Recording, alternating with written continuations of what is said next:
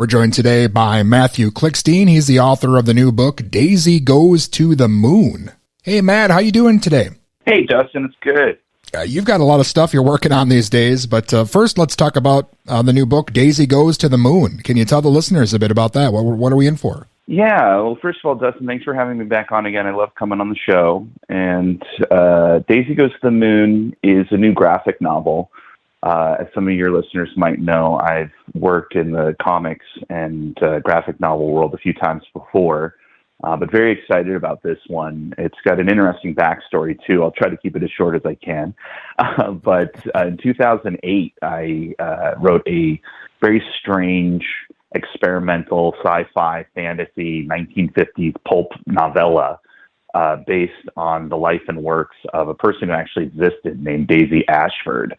She was a very young child in the Victorian era who started writing books as young as 4 years old. Her parents helped her out a little bit with it. And she continued doing this throughout her teens. What was interesting about it, too, was that even though her parents helped her a little bit with it in the beginning, they would maintain and she would maintain her spelling and her rather whimsical perspective on life as a child. For example, in one of her stories, two people get married and 6 weeks later, a box arrives on their doorstep with a baby because she evidently did not know how babies were made, for example. And there's a lot of that kind of thing throughout her work. And at the age of 9, she actually wrote what would become her masterpiece, The Young Visitors, with the word visitors spelled incorrectly. These books were put aside and put in a trunk in their upstairs attic. Years later, when Daisy was an adult with some family, they were going through some of these old books that they found, just kind of, nostalgic style. And they realized that there was maybe something there. Somehow they arrived on the desk of J.M. Barrie, the creator of Peter Pan, and he was completely mesmerized by these books. And part of what he loved about it was that they did keep the improper spelling and grammar and the nonsensical, ways of life and that kind of thing that a child would have thought of. But it was also still in the Victorian era, so it was very grand and elaborate and ornate in the descriptions and the way everything looked, and a lot of brass and gold, and it had that kind of Jane Austen and Charlotte Bronte and Sense and Sensibility and Pride and Prejudice quality to it. So it was everything at once. And J.M. Barrie helped the books to get published, kept them the way that they were, and they became a bit of a phenomenon, at least in England and places around there. So much so that when F. Scott Fitzgerald first came out, some of the critiques against him as this young writer writing about young people was people would call him a Daisy Ashford. I'm not 100% sure, but I think I recall even when Bret Easton Ellis, the writer of American Psycho and originally Less Than Zero, which was published when he was 21, first came out, there were similar comparisons made. So to call someone a Daisy Ashford is to say basically that they're just this young, kind of precocious writer who's maybe getting by because of the gimmick of their being so young. But I found Daisy's life to be very fascinating. I found her work to be really interesting, as I've said a few times, and I wanted to do something with it. So I did end up creating this novella. I had this idea of sending Daisy off to the moon, straddling the rocket the way that you would in a 1950s pulp movie or story, or even something earlier than that, Georges Méliès and that kind of thing. And all of those things are in the novella and are referenced there. Unfortunately, it was 2008, so the small company that was putting it out in Portland, a friend of mine's company, didn't end up working out. So there was only a limited run of the books. They got around a little bit in LA and Portland and Brooklyn and places like that, but nothing really happened with it. But I always thought it would be interesting to continue doing something with the Daisy Ashford character. And the publisher at the time, he's still a close friend of mine, and I kept thinking about ways that we could do animation with the character, or comic books or graphic novels or other installments of her story, but it just didn't end up happening. Years later, almost 15 years later, I met Rick Geary, the illustrator and cartoonist. He's well into his 70s now. He's had a storied career of his own. He used to do work for National Lampoon and Heavy Metal Magazine. He did the first Comic-Con logo, the toucan. That's actually how we met. I was working on an oral history about Comic-Con. As soon as I started really going over Rick's work, which I'd been somewhat familiar with before, But during this process, I started going over his work much more deeply, and I realized immediately, oh, this is what I've been waiting for all this time. This is the artwork that I would want to go with the Daisy novella as a graphic novel. And I sent the book to Rick. He loved it, and pretty quickly we made a deal, and he had worked with Gary at Fantagraphics before, Gary Groff, and I had worked with him before as well. Gary loved Rick, and we got a deal going pretty quickly. That was about 3 years ago. And now here we are. So Daisy Goes to the Moon just came out through Fantagraphics in hardcover graphic novel form. It's about 95 pages or so. Rick's artwork is beautiful. And I think that the story stays really intact in there, and the kind of silliness and weirdness. And we kept all of the misspellings and the bad grammar, and some of the flights of fancy. Even the structure of the story is very much like a child who every now and then gets bored and just decides to end the chapter abruptly, or suddenly there's a change out of nowhere because she's not really paying attention. I really wanted it to have this sense of a child wrote it. And Rick did a fantastic job of visualizing that in his artwork. And that's what Daisy Goes to the Moon is. Excellent. Yeah, the illustrations are amazing in the book, and I like that, children can enjoy the book and adults can enjoy it as well, maybe on a different level. It's kind of a little for everybody. And I wanted to ask you, do you think we'll see Daisy maybe on other adventures here down the road, or do you have anything else in mind? Yeah, I would hope that this could lead to some other media, like I said, maybe animation. A good friend of ours in Boulder that I've worked with many times before, who's an animator, he did this fantastic little animated teaser trailer for the book that everybody loves.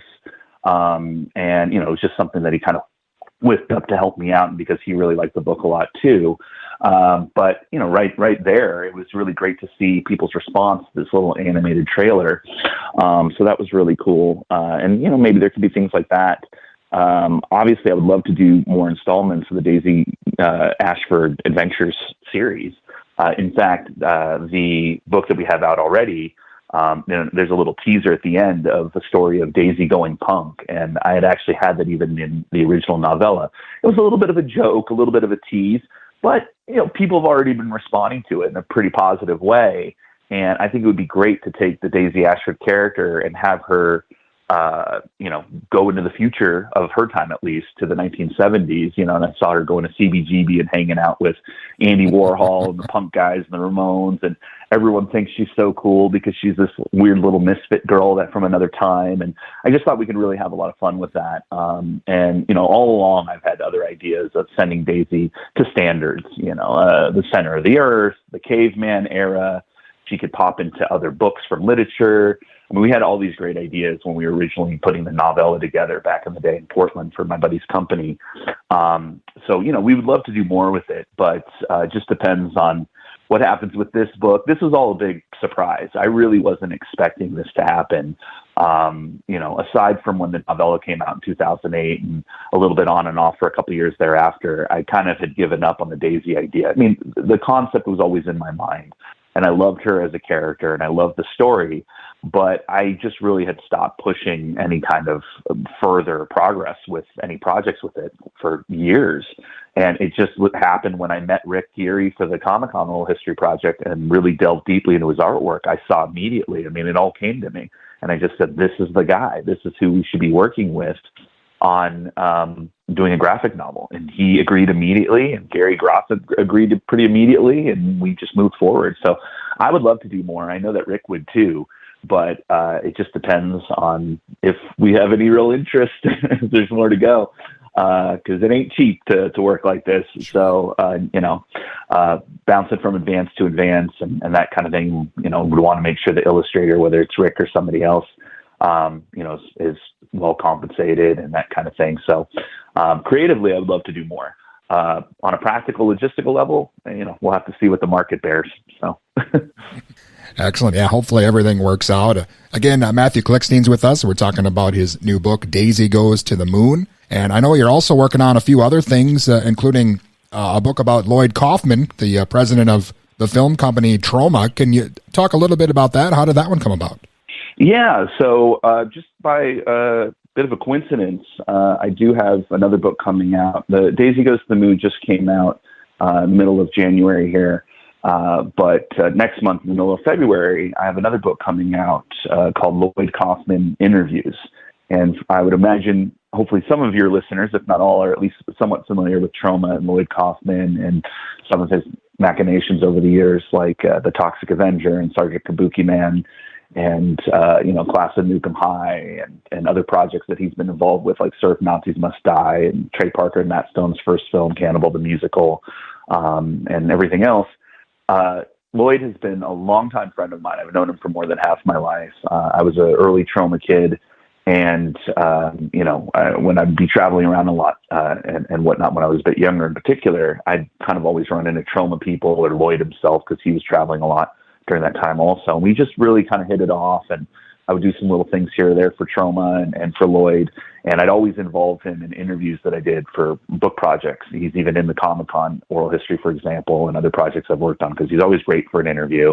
And, he's been involved in so many different things and has a lot of opinions, as a lot of people know. So he's great to talk to for different projects like that. For a few years also, I'd been reading this series through University Press in Mississippi. They're one of the top, if not the top, pop culture academic or scholarly publisher on University Press, and they've done a series called Conversations with Filmmakers for the last 25 years. They also do a similar series with comic book people and with authors. And they're quite literally collections of previously published interviews with different notable figures from the film, comic book, and, straight up book author world that are put together by a dedicated editor. They're annotated, they're fact-checked, they're quietly edited, and a few other new elements are added. That's what the book ends up doing. It's basically an omnibus of interviews with these different people over the years so that you get a real sense of who they are, how they've evolved, how they've looked at the world over a long period of time and through all these different eclectic outlets and whatnot. And with Lloyd, it was great because, again, he speaks his mind, and he always has. So he has a lot of interesting things to say, very provocative, sometimes controversial, but always extremely engaged. And, because he's been really big on speaking truth to power, as they say, even back in the day, you could see him talking about all these different things that ended up, for good or ill, coming true a lot of the time. I mean, he foresaw what was happening with the internet, with streaming services, with video stores and Blockbuster, with globalization, with the further corporatization of the arts and all these conglomerates and mergers and everything else. I mean, Lloyd is probably best known for these goofy movies that he makes that, a lot of tits and ass and blood and guts and monsters and things like that. But if you really look closely, they're also all dealing with a lot of very socio-political and political topics and issues.